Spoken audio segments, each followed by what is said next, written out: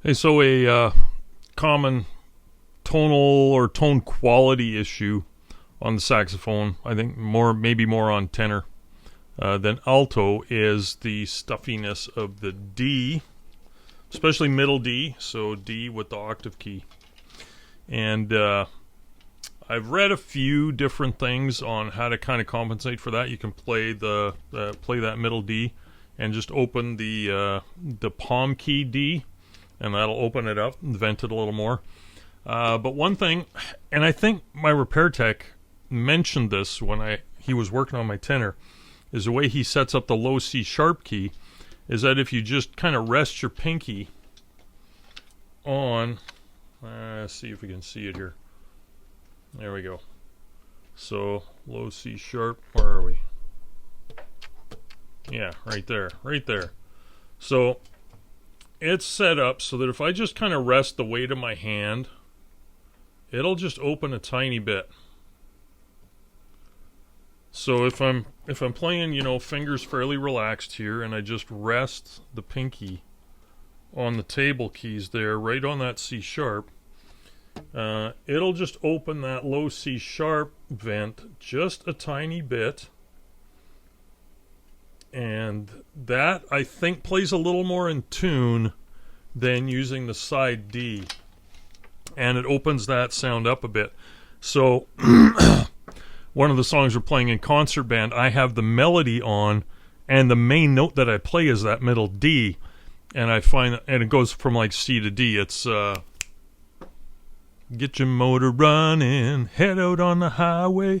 Born to be Wild, yeah.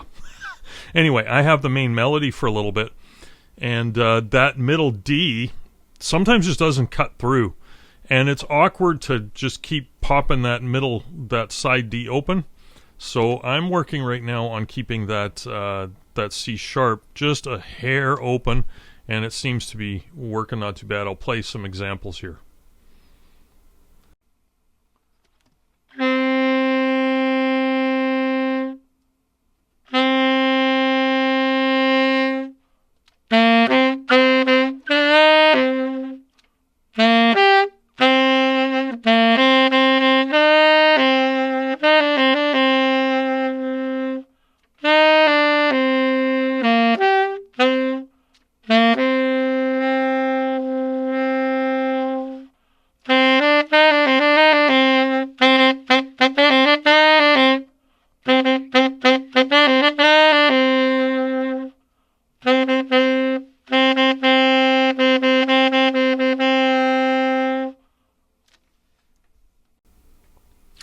Yeah, so it does ride just a bit sharp, but at the same time it's not stuffy.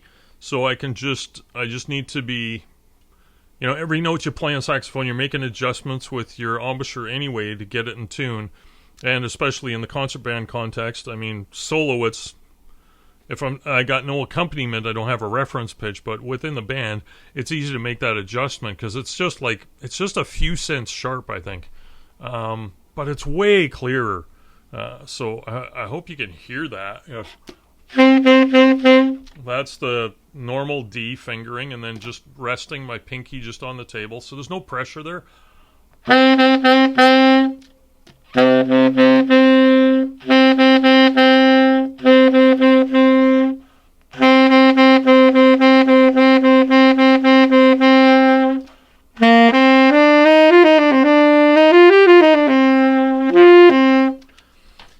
And it's resting with just light pressure, so it's not even the G sharp key doesn't move at all, right? Because that would be the other thing, is that would if I really press that down, it'd open it all the way up, but it would also open the G sharp key, but just with that little bit of pressure and just that tiny little bit of opening.